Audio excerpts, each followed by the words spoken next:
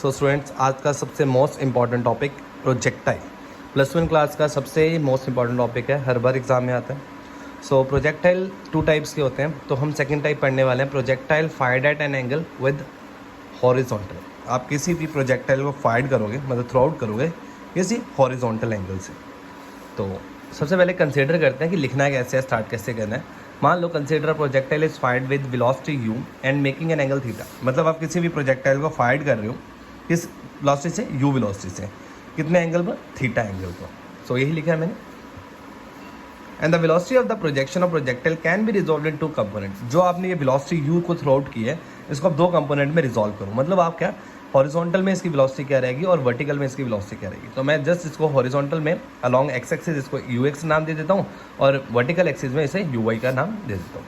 तो जो angle x axis है उसे u cos थीटा और जो y है उसे u sin थीटा। ये मैंने क्या किया कि इस वेलोसिटी को ना, इस वेलोसिटी कंपोनेंट को 2 हिस्सों में तोड़ दिया, जिसके साथ थीटा लगा। थीटा किसके साथ लगा, एक्स एक्सिस के अलॉन्ग लगा, तो इसके साथ क्या बोलेंगे, ux cos थीटा। और जिसके साथ थीटा नहीं लगा उसे हम क्या बोलेंगे, uy sin थीटा। मैंने वही लिखा हुआ है, हॉरिजॉन्टल के साथ ux cos थीटा और वर्टिकल के साथ u sin थीटा। तो इतना क्लियर होना चाहिए, जिसके साथ थीटा लगा उसके साथ u cos थीटा लगेगा और सेकंड कंपोनेंट के साथ u sin थीटा लगेगा। Now what is the meaning of projectile? Projectile होता क्या है ये भी तो बताओ। Any object projected into space और air such that it moves under the effect of gravity alone is called projectile. मतलब किसी भी ऑब्जेक्ट को अगर आप स्पेस में प्रोजेक्ट करते हो या एयर में प्रोजेक्ट करते हो, वो under the effect of gravity की अलोन मूव करता है। मतलब देखो अपने आप ही पाथ फॉलो कर रहे हैं। तो ये जो पाथ फॉलो करता है, the path followed by the projectile is called trajectory. That's, इसको हम क्या बोलते हैं, जो ये पाथ फॉलो करेगा दैट्स कॉल्ड ट्रिजेक्ट्री। अब ये कौन सा पाथ फॉलो करेगा, that's path is called parabolic path. इस पाथ को क्या बोलेंगे, पैराबोलिक। नाउ एग्जांपल्स बताओ सर, कौन कौन से एग्जांपल्स हैं। A bullet fired from the gun, वो भी एग्जांपल है प्रोजेक्टाइल की। A shell fired from the cannon, a javelin और hammer throw from by an athlete. ये 2 and 3 एग्जांपल्स हैं, आप इसको गो थ्रू कर लीजिए। सो इसके बाद आता है हम कंसिडर क्या फाइंड आउट करें कि बताओ प्रोजेक्टाइल ने कितना मोशन अटेन किया अलॉन्ग हॉरिजॉन्टल एक्सिस की ओर, प्रोजेक्टाइल ने कितना मोशन अलॉन्ग किया। तो जब आप डायग्राम को दोबारा रिकॉइल करोगे, यहाँ पर कुछ इसी तरीके का डायग्राम बनाया हुआ था मैंने। हमारे पास एक प्रोजेक्टाइल था, हम उसको थ्रो आउट कर रहे थे किसी एंगल से, that angle is called theta and this is a maximum height. यहाँ पर वेलोसिटी 2 कंपोनेंट में रिजॉल्व हुई थी, यहाँ पर थी u cos थीटा और जो y में थी वो u sin थीटा थी। डन। मैं किसके अलॉन्ग वर्क कर रहा हूँ, मोशन अलॉन्ग हॉरिजॉन्टल, मतलब हॉरिजॉन्टल के अलॉन्ग मुझे एक्स एक्सिस के अलॉन्ग वर्क करना है, ठीक है मुझे। और ये हाइट है, मैक्सिमम हाइट कितना अटेन करेगा। सो लिखना स्टार्ट करते हैं कि हम एक रिलेशन का याद रखेंगे। याद है 3 इक्वेशंस ऑफ मोशन में s is equal to ut plus half at इसका सेकंड इक्वेशन ऑफ मोशन को बोला जाता है। There are 3 equations of motion. First is v is equal to u plus at, second is equal to s is equal to ut plus half at square, and third one is v square minus u square equal to 2as, v square minus u square equal to 2as. there are 3 types of equation of motion. तो second equation of motion का use करते हैं। तो यहाँ आपको substitute करूँगा कि s मैं किसके अलॉन्ग वर्क करना चाहता हूँ, एक्स एक्सिस के अलॉन्ग वर्क करना चाहता हूँ, तो डिस्टेंस किसके अलॉन्ग निकालूंगा, एक्स एक्सिस। तो एक्स एस की जगह पर क्या सब्सटीट्यूट करना है, एस यू। अब u किसके अलॉन्ग बन रहा है, दोबारा एक्स एक्सिस से हमने u को एक्स एक्सिस अलॉन्ग किस वेलोसिटी के साथ रिप्रेजेंट किया, u cos थीटा। एक्सेलरेशन तो तब स्टार्ट होगा ना जब ऑब्जेक्ट ऊपर की ओर मूव करेगा। अभी तो हम हॉरिजॉन्टल पर, तो हॉरिजॉन्टल पर एक्सेलरेशन करेगी 0। देन 3 की 3 वैल्यूज़ को हम उठा के इस इक्वेशन में सब्स्टिट्यूट कर देते हैं। u की जगह पर हमारे पास है u cos थीटा, टाइम की जगह पर as it is time, plus का प्लस, 1/2 का 1/2। एक्सेलरेशन की जगह जस्ट 0 पुट करेंगे बिकॉज हमने एक्सेलरेशन को 0 लिया हुआ है। तो 0 को किसी भी टर्म से मल्टीप्लाई करेंगे, खत्म हो जाएगा सारा। तो बचा क्या हमारे पास, u cos theta multiply t। तो देखो ये यहाँ तक आपका क्वेश्चन नंबर 1 है। आपने अलग में क्या करना है, t को निकाल लेना है यहाँ से। t की वैल्यू क्या आ जाएगी, x/u cos थीटा। फिर second equation is motion along vertical. Verticals में आपने बताना है मोशन क्या वैल्यू है। तो the velocity of the projectile the vertical goes on decreasing due to the effect of gravity. ठीक है, तो आपने इस वेलोसिटी को फाइंड आउट करके दिखाना है। The velocity of the projectile of vertical goes on decreasing due to the effect of gravity. अब सेम आपने अब किसकी ओर मूवमेंट लेनी है, वाई एक्सिस की ओर मूवमेंट लेनी है, वाई एक्सिस की ओर मूवमेंट लेनी है। तो प्रोजेक्शन अब वाई एक्सिस की ओर निकालने का सेम रिलेशन यूज़ करेंगे। दोबारा क्या था formula, s is equal to ut plus half at square. बस इतना से याद रखना कि जो वर्टिकल वेलोसिटी है वो डिक्रीज़ हो जाती है। डिक्रीज़ होने का मतलब क्या, आप जितना मर्जी ऑब्जेक्ट को ऊपर की ओर पुश करो वो एक टाइम पर आके यहाँ रुक ही जाएगा, फिर वापस आने लगा। मतलब यहाँ पर ग्रेविटी उस पर इफेक्ट डाल रही है। तो आपने सेम उसी रिलेशन का s is equal to ut plus half at का स्क्वायर यूज़ किया। s की जगह पर आप यहाँ पर सब्स्टिट्यूट करेंगे y, एस की जगह पर क्या सब्स्टिट्यूट किया, वाई, यू यहाँ पर क्या रहेगा यू वाई, बिकॉज हम वाई एक्सिस की निकालेंगे, वाई एक्सिस में क्या रहेगा साइन थीटा। एक्सेलरेशन यहाँ पर क्या रहेंगे माइनस जी, बिकॉज ग्रेविटी का अगेंस्ट वर्क किया जा रहा है, तो बस एक्सेलरेशन की जगह वहाँ पर जीरो पुट हुआ था, यहाँ पर माइनस पुट होगा। देन सब्स्टिट्यूट किया जो आपके पास इक्वेशन है, this is a motion along vertical. Now इसके बाद थर्ड इक्वेशन हमारे पास सबसे इंपॉर्टेंट इक्वेशन है कि हम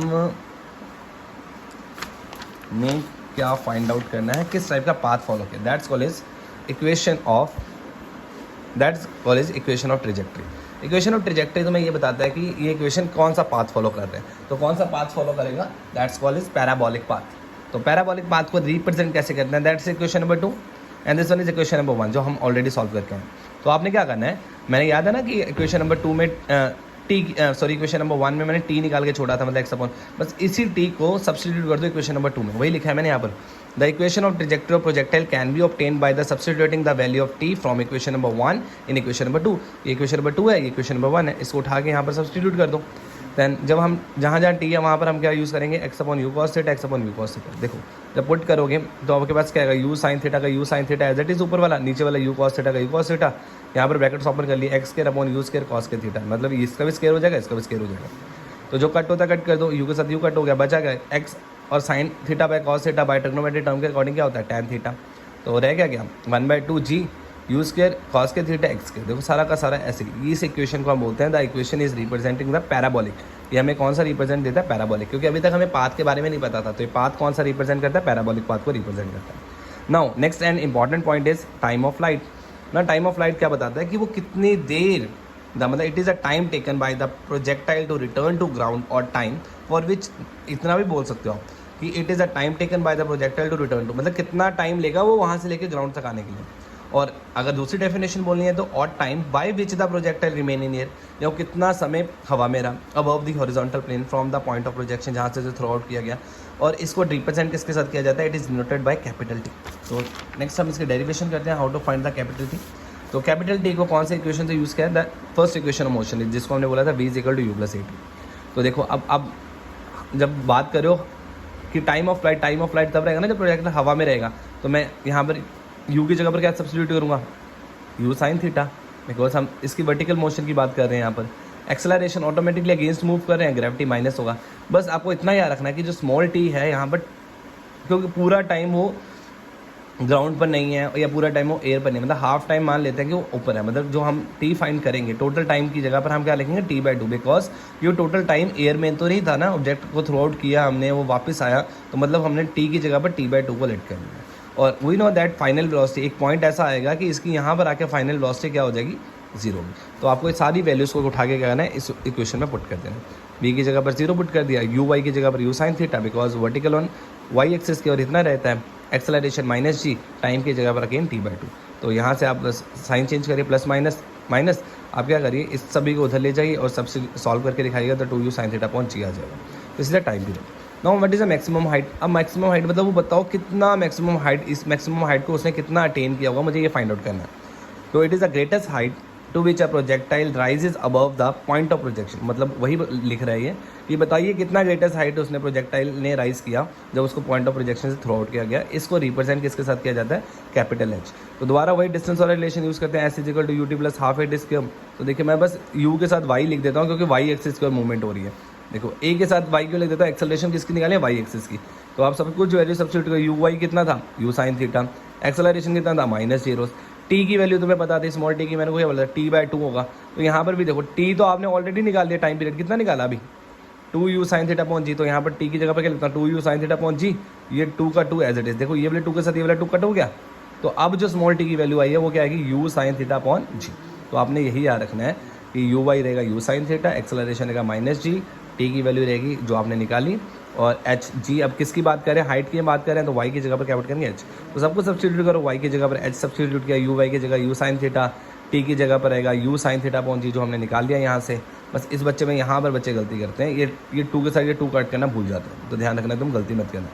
तो एक्सेलरेशन -g सबको सब्स्टिट्यूट किया, तो देखिए सबको सॉल्व करेंगे तो क्या आएगा, यू को यू के साथ मल्टीप्लाई करेंगे, u square sine square theta upon g है ना, u square sine square theta upon,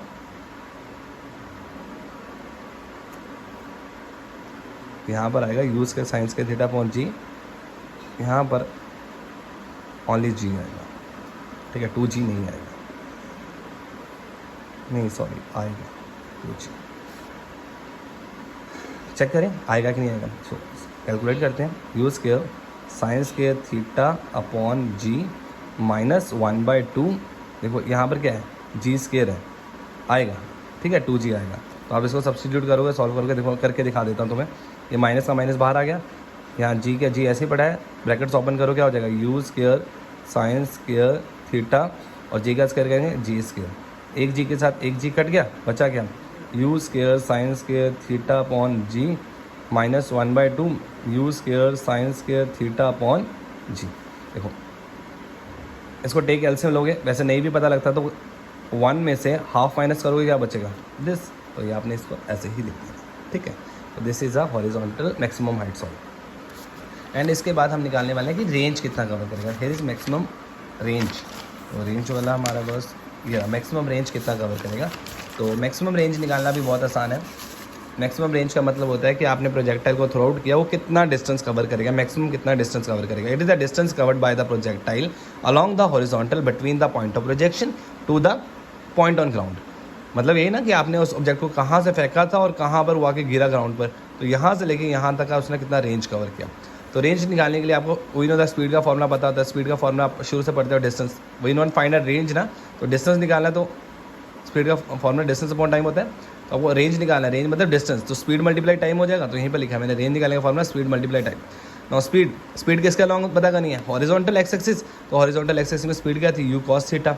time तो आपने पीछे ऑलरेडी निकाला हुआ 2u साइन थीटा पहुंची, तो यहाँ पर आपने मल्टीप्लाई करना है, यू को यू के साथ मल्टीप्लाई करेंगे, यू स्क्वायर हो जाएगा। बाकी देखो ऐसे लिख दिया मैंने, you cos theta sine theta 2 sine theta cos theta और अपॉन जी का जी ऐसी। ये एक ट्रिग्नोमेट्रिक फॉर्मूला होता है, 2 साइन थीटा कॉस थीटा किसका फॉर्मूला होता है, साइन 2 थीटा का। आपको याद रखना है कि साइन 2 थीटा का फॉर्मूला क्या होता है, 2 साइन थीटा कॉस थीटा। तो जहाँ पर ये दिखा ना 2 साइन थीटा कॉस थीटा, वहाँ पर आप सीधा पुट करो साइन 2 थीटा, तो आपके पास ये रिलेशन आ गया, that's called is horizontal range. Now अब मुझे हॉरिजॉन्टल रेंज से बता दें, मुझे बताना है मैक्सिमम रेंज कब होगा, कितने एंगल से मैं उस ऑब्जेक्ट को थ्रो आउट करूँ कि वो ज़्यादा से ज़्यादा डिस्टेंस कवर करे। तो जब ऐसा क्वेश्चन आ जाए तो देखो आपने रेंज को पॉजिटिव शो करना है, तो साइन 2 थीटा को क्या मान लो 1, क्या मान लो साइन 2 थीटा। देखो the angle of projection for maximum range horizontal range कितना होगा, मैक्सिमम तभी होगा जब उसका एंगल 1 होगा। अगर एंगल नेगेटिव होगा तो नेगेटिव रेंज होगा। तो साइन 2 थीटा 1, और वही नो दैट साइन 2 थीटा 1 कब होता है, साइन की वैल्यू साइन 2 थीटा 1 साइन 90 पर 1 होता है, वही नो दैट साइन 90 पर 1 होता है। तो साइन के साथ साइन कट गया, तो 2 थीटा इज इक्वल टू 90 है, तो यहाँ से थीटा की वैल्यू 90/2 करेंगे, कितना आएगा 45 आएगा। तो आपने ऐसे रिप्रेजेंट करके दिखाना है। सो ये तो था एंगल ऑफ प्रोजेक्शन, कितने एंगल से फेंकेंगे, 45 डिग्री के एंगल से फेंकेंगे तो ऑब्जेक्ट ज़्यादा से ज़्यादा डिस्टेंस या रेंज कवर करेगा। नाउ मैक्सिमम हॉरिजॉन्टल रेंज, कितनी मैक्सिमम हॉरिजॉन्टल रेंज निकाल सकते हो। यहाँ पर अब एंगल की बात नहीं हो रही, तो इसको एक सेम वही एक्सप्रेशन हमारा आर का एक्सप्रेशन कहता है, यूज़ किया साइन 2 थीटा पहुंची। मैक्सिमम रेंज जब होगा जब साइन 2 थीटा 1 हो जाएगा, तो आप यहाँ पर सीधा क्या करो, साइन 2 थीटा को क्या करो 1 कर दो। जब 1 करोगे तो बचा क्या हमारे पास, सिर्फ यूज़ केयर अपॉन जी। तो रेंज कब होगी, maximum range use care upon जी। ठीक है, ये एंगल की निकालना था, ये एंगल नहीं निकालना था। तो इतने से क्लियर है। And last and exception case कि पेपर में कई बार क्वेश्चन आ जाता है कि आप हॉरिजॉन्टल रेंज निकाल रहे हो सेम्स के लिए। अब बताओ क्या अगर किसी के एंगल थीटा एंगल से फेंकें, मतलब मैं ऑब्जेक्ट को यहाँ से फेंकूँ या मैं ऑब्जेक्ट को और कम 90 में से कम करके फेंकूँ, तो क्या कोई फ़र्क पड़ेगा या नहीं पड़ेगा बताओ। तो रेंज का रिलेशन आपने बताया यूज़ केयर साइन 2 थीटा पहुंची। मान लेते हैं कि आपने क्या किया, इसके एंगल को कम कर दिया, थीटा मतलब 90 से कम करके फेंका। पेपर में कई बार आता है 90 माइनस थीटा करो यहाँ पर, तो आप कर दो, थीटा की जगह पर सिर्फ 90 माइनस थीटा लिखूँ तो 2, अब देखो 2 जो ब्रैकेट के 12 अंदर मल्टीप्लाई होगा तो क्या हो जाएगा 180 और 2 थीटा। और हमारी ये ट्रिग्नोमेट्रिक फॉर्मूला है, साइन 180 में से कोई भी चीज़ माइनस करो तो सेम ही रह जाती है। साइन 180 थीटा में से कोई भी चीज़, अब यहाँ पर 180 माइनस 2 थीटा है, तो यहाँ पर भी क्या हो जाएगा, देखो ना, साइन 180 में से थीटा माइनस करेंगे सेम रहेगा। तो ऐसे 2 थीटा माइनस करेंगे तो साइन 180 में से तो क्या बचेगा, साइन 2 थीटा ही बचेगा, क्योंकि यहाँ पर 2 थीटा है तो हम यहाँ पर क्या लिखेंगे 2 थीटा। तो use care sign 2 theta upon G. तो यहाँ पर ना अगर किसी को ना समझ आए तो ऐसे लिख सकते हो आप, यहाँ पर सीधे 2 थीटा कर दो, एंगल में ना 2 कर दो। अगर 180 में से 2 थीटा माइनस करेंगे तो क्या बचेगा 2 थीटा ही बचेगा। तो वही क्या ना, साइन 180 में से क्या माइनस करें 2 थीटा, तो बचा कितना ही 2 थीटा। तो देखो कोई फ़र्क आया, पहले वाला रिलेशन भी वही था, एंगल चेंज करने के बाद भी रिलेशन है। तो आप इतना सा कंसेप्ट क्लियर है, the horizontal range is same for angle theta also and 90 minus theta. तो होप सभी बच्चे को प्रोजेक्टाइल के बारे में अच्छे से क्लियर होगा। अगर किसी को नहीं क्लियर हुआ तो मुझे वो कमेंट कर सकता है, ठीक है, या मुझे पर्सनली टेक्स्ट कर सकता है। Number is 7888323088। Thanks for watching.